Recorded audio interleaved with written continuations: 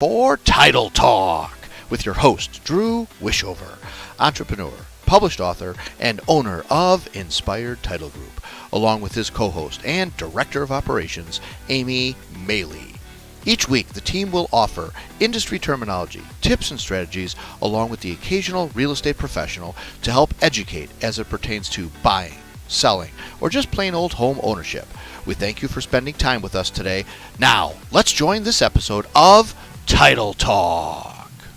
Good morning, everybody. Welcome to Title Talk 2.0 on a Thursday morning. Masters Thursday! Masters Thursday. Welcome. My name's Drew. My name is Amy. Thank you guys for joining us. We would wear green, however, we would be floating head.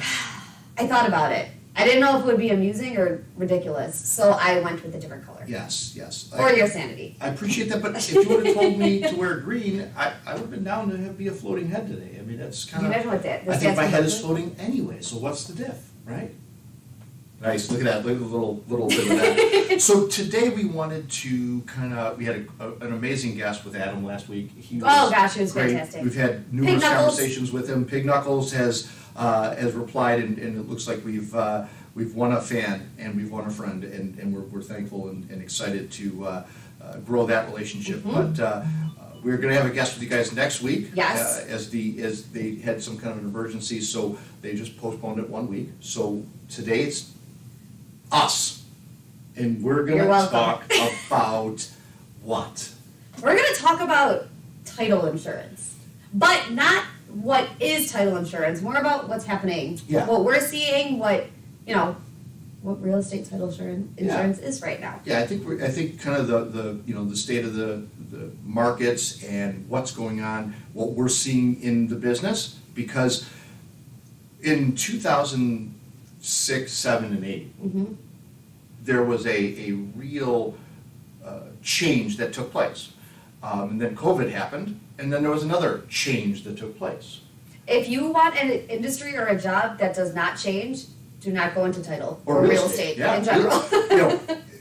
So we're part of different groups. I mean, Amy is part of an amazing women's group that she's very heavily involved in, and I'm part of a couple different groups that are speaking very often about the markets and what's going on. And the consistency, and I'll let you kind of talk about your side of it, but the consistency that I'm hearing is, if you didn't plan for when the market was down. Put it the first grade. Master's update. When you, if you don't plan for when the market is down, then when it's up, that's the time to do it. Like, if you can't capture those wins when it's low, you're not going to survive. And that's where you see a lot of these companies kind of dissipating. And I don't know, are you guys talking about that in some of the women's groups? Or, because I know that there's many different industries, right? Correct. So I think the biggest thing that we're trying to see, or we're talking about is, if the real estate market currently is kind of in turmoil. Yeah. Turmoil might be a little bit of exaggeration, but in a uncertainty. Sure. So what is happening right now a lot? Mm-hmm.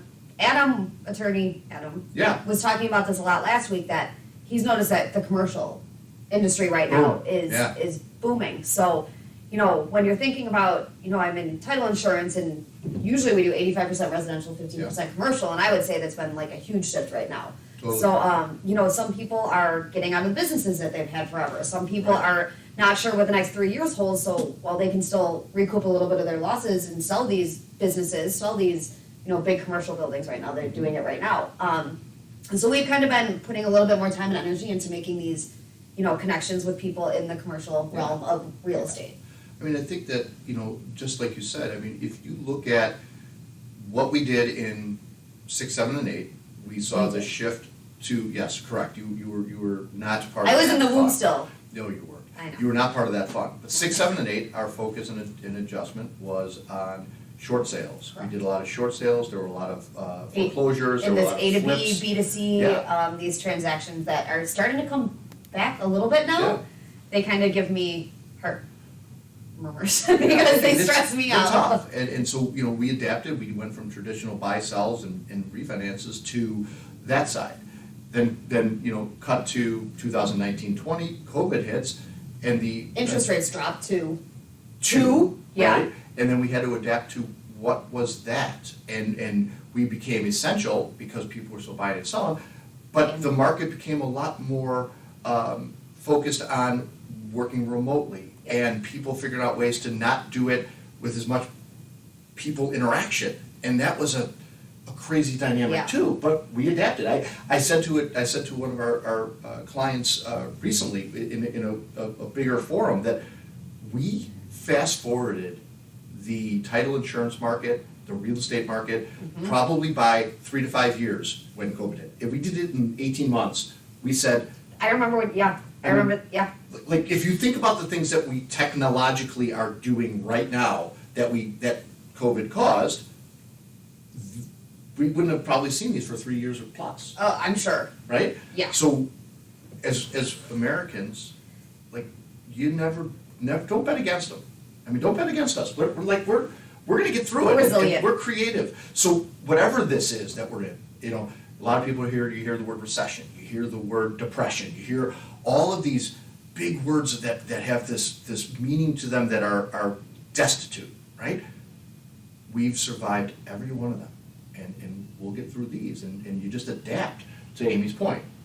Right now, a little bit more of our focus is on the concentration in the commercial space because there's a lot of movement in the commercial world. So I guess that kind of talks about what we wanted to talk about in the industry a little bit more as she's getting this big hair out of her eye. But what is the current state of the industry? Yikes! And that's literally that was what my answer is for that. The current state is. What is it gonna shift to? What are we as title insurance people? What's gonna be our primary focus? Yeah. And I'm sure we're gonna see foreclosures. I'm sure we're gonna see the forbearance stuff. But right now, there's a. I mean, the commercial lenders are talking about being super busy. So which is good if you're in commercial. Yeah, absolutely. We're your friends. Yeah, we'll work with absolutely. What are you? Have you kind of seen to add to that? Commercial refinances are much lower. The sad part is the refinances that we're seeing right now are mostly from divorces. A lot of people that are getting one person out from the house and refinancing because of circumstances. Not because anybody is willing to or overly excited to increase our interest rates to 6-7% right now, but it's more of a refinance out of necessity more than. And that's funny. So as I connect with some of these other colleagues in the industry, I can tell you a time that I remember the normal interest rates were 12. 8, 9, 10, right? So even where we're at now at 6 and 7, we're still below what it used to be. But people are just seeing that 2 and 3%. Of course. But that's not the norm, guys. Right, and that's just it's so shocking to hear people go, oh my God, the interest rates are 8. When I was in the mortgage business and I was a loan officer, I refinanced people out of 14% interest rates to 10 and 11, and they were thrilled. They were like, this is great. Yeah, my parents, they built their house in 85, 86, and interest rate was 12.75. So my dad's like, you don't even know what a high interest rate is right now. You're right. Sorry, and Floyd. I hope I don't. I don't want to get to that 12%, so I'm going to take Floyd's word for it and say, I'm in a good position. What do you think then some of the biggest challenges are going to be for us, as we kind of embark on these new changes and things? What's something you're going to... I think, one of the biggest challenges I think we're facing right now is this regulatory states versus non-regulatory states. I've never actually Googled how many states in the country are regulated and how many are not. Okay. But I know Illinois, if you guys do not know this, Illinois is not a regulated state. What does that mean? So that means if you're a regulated state, it means the underwriters set the prices for what you are paying for your policies, for your closing fees. And pretty much all the fees across the board from every title company in Indiana are the same. Fluctuating a little bit based on a closing a closing coordination fee or a electronic recording fee or something. But as far as the policies, which is one of the biggest fees, they're all regulated. So that just means it is what it is and you can't do anything about it. So if you go to title company A, B, or C, the title insurance fees are all consistent. Correct. It's like workman's comp. In Illinois, what is it? Workman's comp is not a regulated state. It's attorney-driven, and that is what really is a huge shift. Now, there are other states that are attorney states, and all that means is that the attorneys not only dictate, sellers' attorneys, dictate where they have the choice of the title insurance company. So the relationship value becomes with the attorneys. Until, fast forward, and we'll talk about what's happening. Whereas the relationships in the regulated states come to with the lenders, if it's a refinance, or the realtors, because they're the first ones that touch the deal. Correct. So it is a difference in the markets based on what we do as title insurance companies, because in Indiana, our focus and shift is to the realtors and the lenders. In Illinois, it's attorneys and attorneys only. Yeah, and then banks, because they do some refinances and such. So it having to know the direction that you're gonna go. So, a challenge is that, will all the states ever become regulated? Probably not. But a challenge to the market of, the volatility, I think it literally goes back to what we were just talking about a moment ago, is finding out what is the next shift. Where, because the real estate market, if you're an investor, it's one of the best investments. Because you can put money into real estate, and as it bobs and weaves through the process of a period of 10 or 15, 20 years, you can take an annualized return out of there that is somewhere between 8 and 10%. It always kind of finds it works. That percent rate, yeah. Right, it works. So if you're great at this and you can pull out at the right times, and you'll experience some larger wins, but realistically, the real estate market is a safe space. It's always been, and it is really a driving force into what we are as a state, country, nation. I mean, but when you talk to challenges, I mean, I can't help but think that the challenges become the inventory that's out there, the market conditions just in general. Yeah, the people being scared. I would say like fraud. Fraud's always. Cyber threats. Great idea, great topic. Just because the more, obviously, the better technology gets, the better hacking and all this stuff gets. So just the importance of, encrypted emails and verifying wire instructions and how to maintain our safety and our client's safety, because it's on the rise, and I think it's just gonna keep. Yeah, I think that, the fraud piece is big, because, the more time people have, the more time they spend it on trying to, how they hack your systems and stuff. And, we're always being updated from our underwriters and even just the industry to say, hey, watch out for this, or hey, this is new. So those things are ever changing. Yeah, that was never something we had to really think about. And luckily we have great underwriters with both with our, Fidelity and First American and Chicago Title, that they are always keeping us up to date on like things to look out for, ways the market is, handling these cyber situations. So, but that's something that is always in the front of our brain. Like, escrow accounts, how often do we open a new escrow account just for, safekeeping, and once a year, once every couple of years? Yeah, I think, I mean, every 18 months is so probably it's the just top that it would be. I mean, it could be sooner, but it's just keeping the money safe, because, we're liable and responsible for that. It's not ours, it's client monies, and we're holding a fiduciary responsibility where that money is literally protected. And it is a scary thought to know that these guys can just intervene at any point and intercept this stuff. It's like, wow. And in general, technology is also scary. So if you were in tune with these chat AIs and these, like, the fact that computers are actually thinking now, I can only imagine like how this is going to impact like my longhand title searching. I don't know, have you ever heard of blockchain?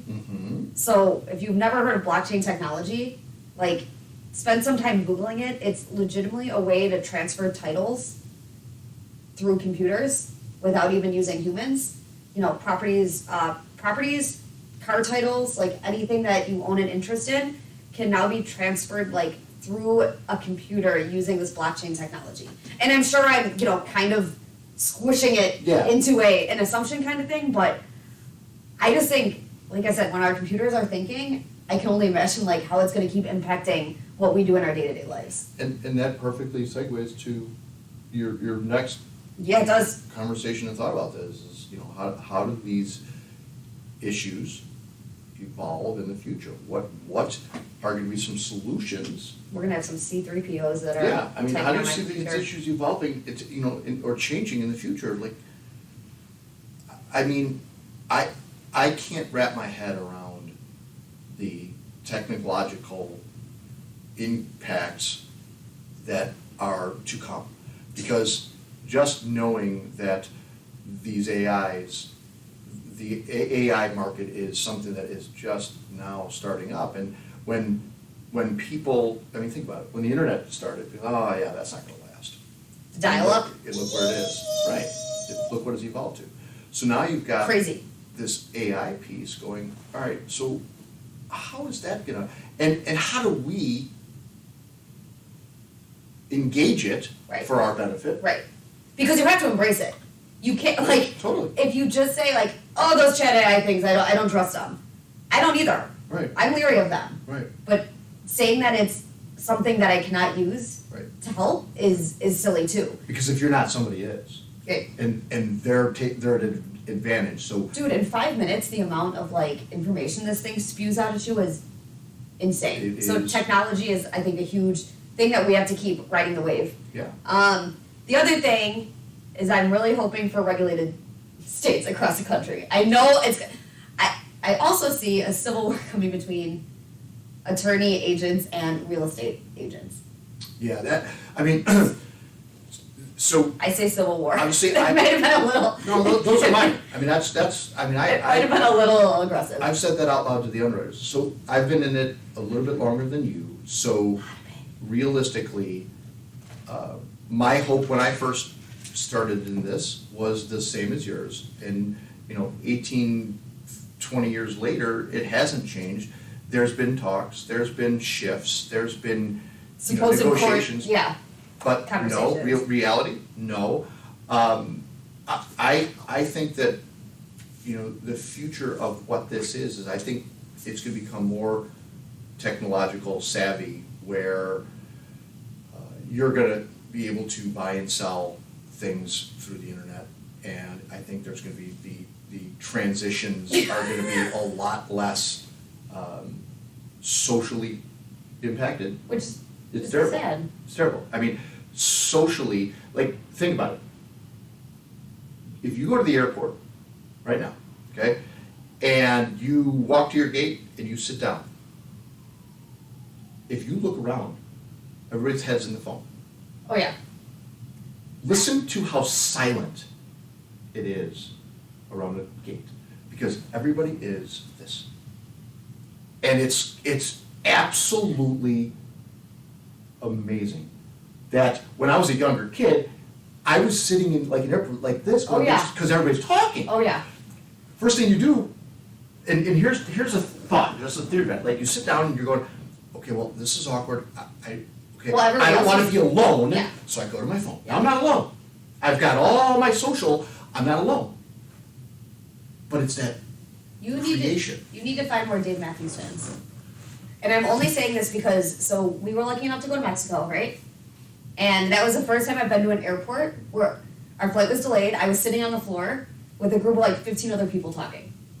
But that is definitely not the norm. I will Okay, give you that. So the Vegas trips are similarly more rambunctious because See? you're going to Vegas. But I'm saying the general, like, you're walking down that long, path of gates, and it's just, Well, even that idea when somebody stops and like says hi or excuse me or waves to you, you're like, yeah, I mean, that was one of Carol's first things that, coming from Indiana, coming from, a smaller town, and coming into, Chicago and Illinois, she's walking around and she's, hey, hi, and not getting that reciprocation. Yep. And like, she's out running and, she'll wave or she'll say hi and people kind of, they scowl. yeah. And it was just really interesting to hear her, she's going, are people mean? They're like, no, you're really friendly. No, you're just nice. You're People are just people. And people think that what you're doing is weird. Right. However, what they're doing is weird. What you're doing is normal. You're good morning, hello. Yeah. Go to another country, it's common. Oh, yeah.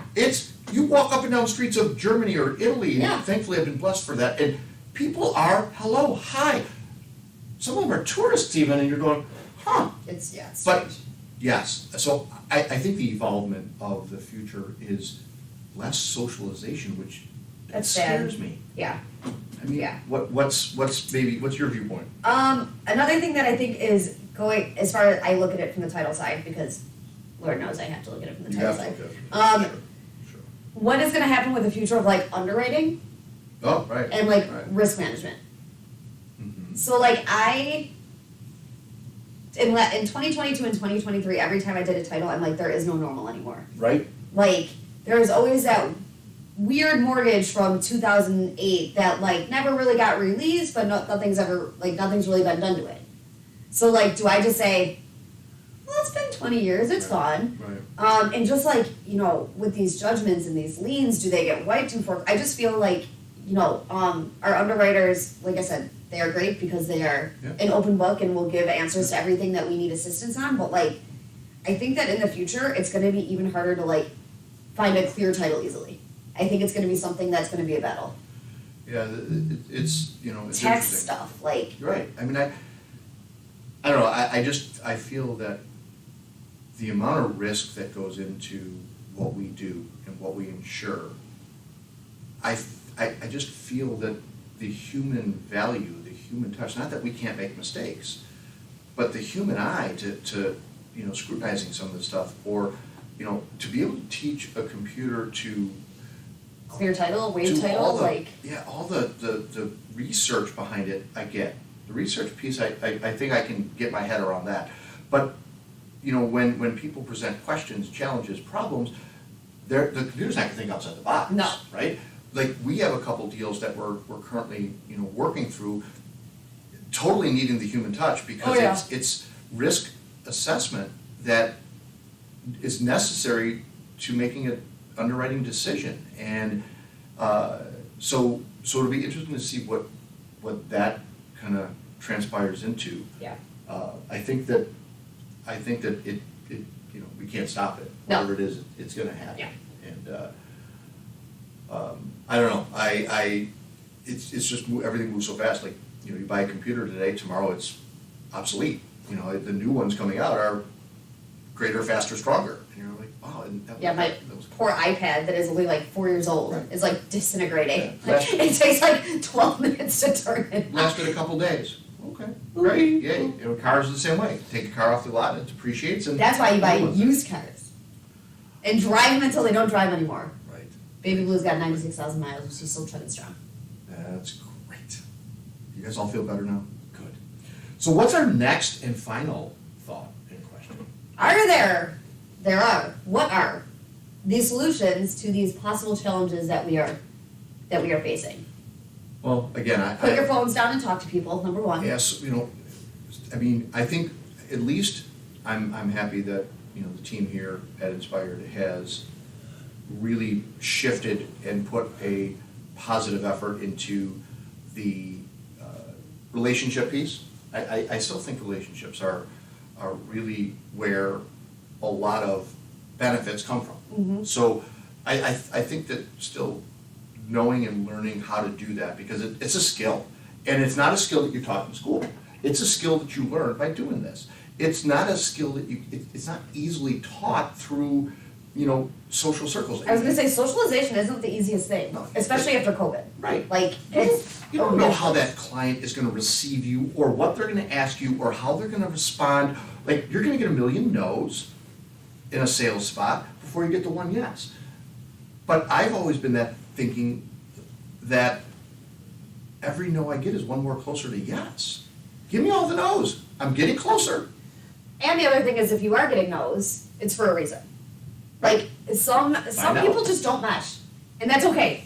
You meet a ton of people in your life, and you will meet those people that you just click with. You have that unspoken don't know how, don't know why bond with somebody, that you just feel like you know them. You have those other ones that like you send an email and it comes back aggressively very quickly and you're like, okay, this is a no-go. And just, decide where you want to put your time and energy and keep relationships strong. And I think culture, and I speak a lot about culture because I'm super proud of what we've established here and what we have that I know a lot of other companies don't is, culture is so very important in the process as well. Working in an environment where your culture is alive and speaking to you, because this is an emotional business, real estate of any sort, right? So you got to know that there are going to be that downtime. There's going to be those moments where the struggles are real, and knowing that those are going to happen, and having gone through them before, you can see the other side. Mm-hmm. Having never done it, you may quit, you may give up, you may say this is too hard. So it's also being able to ride that emotional roller coaster and having the support of the team to pick you up and walk you through that. Because I interview a lot of folks who are entrepreneurs and successful people, and not one of them has said that they haven't failed. It's just how they came back from it. Or it's the recovery from did. failure. Yes. Yeah, absolutely. It's so important to know that it's going to happen, and just accept it. A question that I'd love to end this with and ask you, and me? And it's just and if you don't have an answer, or if you, it's not a hard question, right? You're a smart individual. Are you talking? If I were to, are you a person who, when things are going good, everything in life is aligned, you're in a good space, right? Are you waiting for when or are you saying, hey, how long is this gonna last? This can't last forever. What is your mental thought around that? I mean, I'm always under the assumption that when things are good, be grateful they're good. Mm-hmm.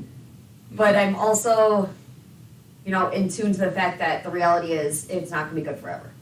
Okay. And it's not more like I'm counting on the days, but it's more like I'm loving every part of life right now and what's happening, that I'm gonna enjoy it as long as I can. But keep my guard up, because the reality is something will happen at some point. And that's a question we toss around our group. I always have my shield up, just in case.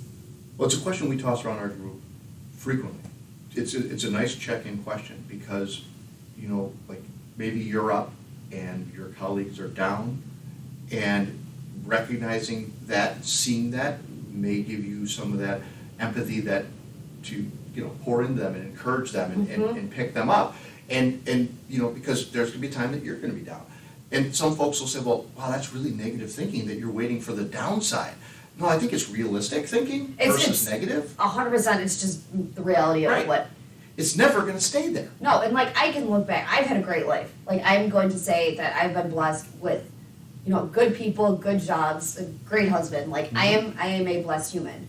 But to say that every day was glorious, smooth sailing, it would be a joke. And I can say though that I'm lucky where if things are, not perfect at home, right, that I have jobs that are usually pretty good. You know what I mean? And I feel like if I have a crapsicle day at work, that I can go home and I have someone there that will help me. So my bad days are not complete poop holes. I mean, one of our listeners just chimed in with you got to plan for the good, and you got to live in the moment and try to plan for the curveball.